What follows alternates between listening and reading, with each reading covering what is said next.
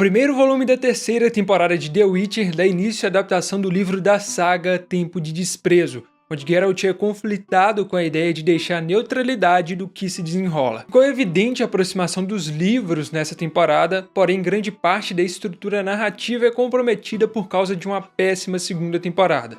A Lauren Schmidt e a equipe tiveram que engolir o ego que levaram a criar algo tão distante do que se esperava e voltar atrás para consertar os erros. Entretanto, se um copo quebra e você cola todas as partes, ele ainda continua sendo um copo quebrado. A terceira temporada causou uma sensação de estranheza, porque por mais dos elementos estarem ali, o tom precisou ser mudado em relação à temporada passada, o que causou um pouco de confusão até mesmo nos novos fãs da saga que acompanham somente a série. Existem 3 problemas principais nessa terceira temporada de The Witcher. Eu vou ser um pouco morde-a-sopra nesse vídeo, pois primeiro vou comentar os erros e depois vou aos acertos. O primeiro, como comentado, é essa mudança de tom repentina e a má segunda temporada. Lembro que antes da segunda temporada ser lançada, fiz um vídeo sobre minhas expectativas e frisei: a segunda temporada é uma parte muito importante e precisa ser feita com calma para que as seguintes tenham uma boa base. Como isso não ocorreu, no primeiro episódio é notável o quão rápido eles precisam fazer a relação do trio Geralt, Yennefer e Ciri funcionar. A química precisa existir entre eles, e existiu nessa temporada. Porém, se tivessem trabalhado isso na segunda como mandava o script do livro, provavelmente teríamos uma relação bem mais aprofundada. E não um surto de Voleth-Mé e Yennefer louca que não acrescentou em nada. É muito estranho você ver o episódio final da segunda temporada com a Yennefer querendo matar a Ciri por poder, e no episódio seguinte as duas em uma relação de amor entre mãe e filha.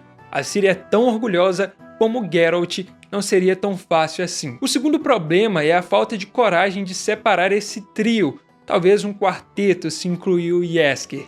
É óbvio que os 3 são os polos principais, porém é necessário dividir o núcleo de cada um deles para que suas personalidades, drama, sejam desenvolvidas de uma forma individual. Claro que houve momentos que eles tomaram uma direção diferente, mas de forma curta.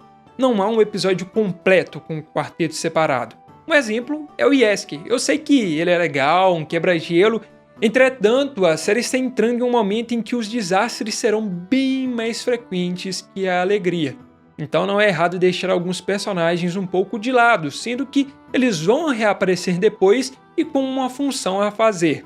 Essa tentativa de criar um enredo para que eles estejam sempre presentes acaba ocupando espaço de tela de momentos mais importantes. E esse é o terceiro problema principal, o desperdício do tempo de tela e a falta de objetivo de retratar o que realmente importa ali.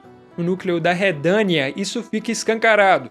A ideia de fazer do rei Vizimir um bobalhão e colocar o Dijkstra e a Filipa numa trama sexual peculiar tira o foco da importância desse reino, já que naquele momento ele é o centro político dos reinos do norte. A dupla Dijkstra e Filipa possui atores sensacionais em seus papéis que são pouco aproveitados. Não dá pra ver o real poder do Dijkstra como um espião, manipulador dominante. A Filipa consegue ver tudo o que está acontecendo e não contribui em nada. O núcleo que deveria ter tensões políticas acontecendo apenas se distrai com sadomasoquismo e constrangimento. Nessa temporada, houve um clímax desnecessário entre Jaskier e Radovid. Claramente um preenchimento de cartilha e que tomou muito tempo de tela para deixar esse personagem aceso na trama. Não me entendam mal, mas o Jaskier demonstrou por 2 temporadas um interesse completo a mulheres, e em uma conversa filosófica com uma delas é revelado sua bissexualidade, sendo que isso nunca foi nem mesmo deixado entre linhas dentro da série, e que bate com a minha crítica a mudanças repentinas também. É algo totalmente forçado. Sei que alguns vão comentar sobre a questão de representatividade, porém não há personagem melhor para mostrar isso e vai mostrar do que a Ciri. Então, provavelmente aí na segunda parte ou na 4ª temporada, ela vai ser o polo desse assunto e de uma forma natural. Eu também gostaria de ver mais o Radovid, é um personagem com potencial em movimentar a trama, mas no fim ficou apenas destinado a esse romance. Na pontuação positiva, a coreografia das cenas de ação ganha destaque. É sempre bom ver o Geralt dançando com suas espadas contra os inimigos. Inclusive, não quero que essa crítica ganhe um destaque único nas minhas próximas palavras em relação ao trabalho do Henry Cavill. Ele simplesmente quis entregar tudo que podia para o personagem nessa reta final. Não é um Geralt totalmente quadrado e nem um bobalhão. Sua atuação equilibra o melhor do personagem, entendeu? E uma das dificuldades de representar o Geralt é que nos livros ele possui muitos trechos de relatos dos seus pensamentos. Trazer isso para o live action é difícil, já que é necessário trazer esses pensamentos à tona por meio de diálogos, e isso acontece. A Anya também consegue entregar um ótimo trabalho, creio que fez isso nas 3 temporadas.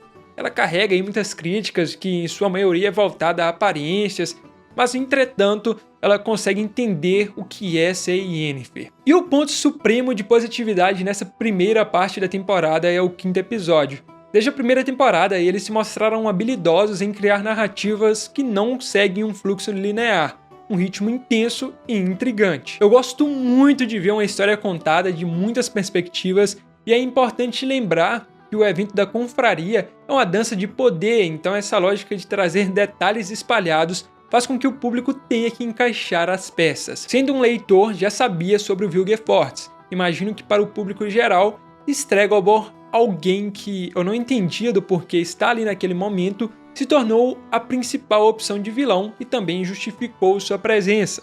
A reviravolta de ter uma pessoa menos óbvia por trás disso, com certeza surpreendeu o público.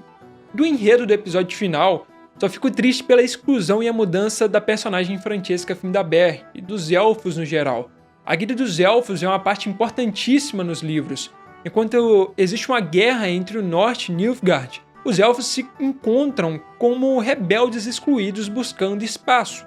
É uma guilda que carrega a história do continente, da magia e da força dos oprimidos, e eles são completamente ignorados no enredo de The Witcher e levados a serem apenas as seres descartáveis de Nilfgaard. A falta da presença de Francesca na Irmandade dos Feiticeiros é um dos maiores erros de escrita da série.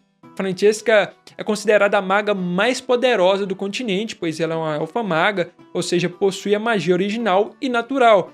Ela é um dos principais membros da Irmandade pelo seu poder, experiência e o ar de imponência e beleza. E na série é apenas uma maga qualquer. Eu não vou dar spoiler sobre a próxima temporada, mas sem ela o clímax mais intenso de Reviravolta em Tanned é reduzido pela metade. Infelizmente não consigo entender por que fizeram isso com os elfos, já que o destino de Ciri e de todo o continente é ligado a eles, então, assim, meio que não faz sentido, né, cara? Não vou ficar mais discutindo aqui sobre isso. Finalizando essas conclusões, fico feliz que pelo menos eles entenderam, né, que ouvir o Sans é necessário, sair disso custa caro até mesmo o maior astro da produção.